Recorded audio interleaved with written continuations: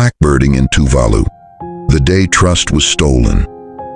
After Elikana's arrival transformed Nukulele through Christianity and unity, the islanders became known for their kindness and openness to visitors. Tragically, in 1863, that trust was betrayed when Western slavers led by Tom Rose arrived, falsely promising religious learning and opportunity. Instead, they became victims of one of the darkest chapters in Pacific history, blackbirding. On the peaceful shores of Nukulele, life moved with the rhythm of the ocean. Families lived among coconut trees, pandanus groves, banana plants, and breadfruit trees. Children played on white sandy beaches. Women wove mats and clothing from pandanus leaves. Men fished the lagoon, gathered food, and cared for their families and community. The island was small, but it was home. Yet beyond the horizon, danger was already sailing toward their shores. As the morning sun cast golden light across the village, the island elder gathered the community. Men, women, and children sat together beneath the shade of the trees. The elder spoke of their ancestors, their traditions, and their faith in God. Christianity transformed the people of Nukulele, bringing peace and unity to the community. No one knew that many of the young men sitting there would soon be taken from their homeland forever. Later that day, dark sails appeared on the horizon. A strange vessel emerged from the sea. The villagers gathered along the shoreline. Some were curious, others were cautious. The ship remained offshore, towering above the turquoise waters of the lagoon. It was unlike anything many of them had ever seen. Small boats soon departed from the great ship. Western men dressed in unfamiliar clothing rowed toward the island. The villagers watched from the beach. The visitors smiled and waved. Nothing about them appeared threatening. Yet their true mission was not friendship.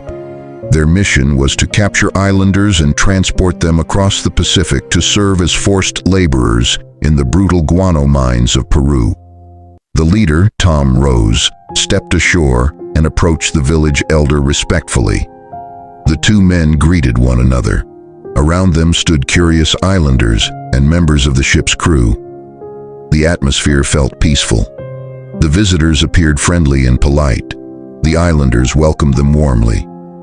Trust began to grow. Word spread quickly throughout the village. The strangers wished to speak. Families gathered beneath the trees and beside the shoreline to hear their message. Tom Rose and his men spoke confidently. They told the islanders that they wished to help them learn more about the Christian God. They spoke of spiritual growth. They spoke of opportunity. Their message sounded sincere. The people listened carefully. Many believed every word. With every conversation, trust deepened. The islanders could not see the deception hidden beneath the promises. As the sun lowered over the lagoon, Tom Rose and his men continued their persuasion. They encouraged the young men to join them aboard the ship.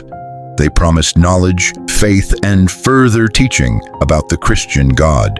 What the islanders did not know was that every promise was a lie. As the golden sun began to sink toward the horizon, the young men prepared to leave. They stepped into the shallow water and climbed aboard the waiting boats. Families stood along the shoreline, watching. Many smiled proudly. More young men eagerly followed. Some swam through the warm lagoon waters. Others climbed into crowded boats, while some paddled out in their own canoes. Believing they were being taken to learn more about the Christian God, the islanders were driven by a great eagerness. As the boats reached the vessel, ropes and ladders were lowered. Crewmen encouraged the islanders to climb aboard. The young men eagerly ascended. As darkness approached, the atmosphere aboard the ship changed. Orders were shouted. Movement became restricted. The smiles of the crew disappeared. The young men began to realize something was wrong. Confusion spread. Fear followed. One by one, the islanders were forced below deck. Iron bars closed around them. The smell of salt water and damp timber filled the air. Faces that had once been filled with excitement now showed fear and disbelief. Some called out for their families, some prayed, some sat silently, unable to comprehend what had happened. Only hours earlier they had stood on the beaches of their homeland. Now they were captives. As the final rays of sunlight disappeared into the ocean, the ship turned away from Nuku'alofa. That day, approximately 250 people were taken from the island, leaving only about 65 behind. The ship then continued to Funafuti, where another 171 people were seized, leaving just 146 behind. Entire communities were devastated, families were torn apart. The memory became a wound too painful to revisit. Thus began one of the darkest chapters in Pacific history, blackbirding.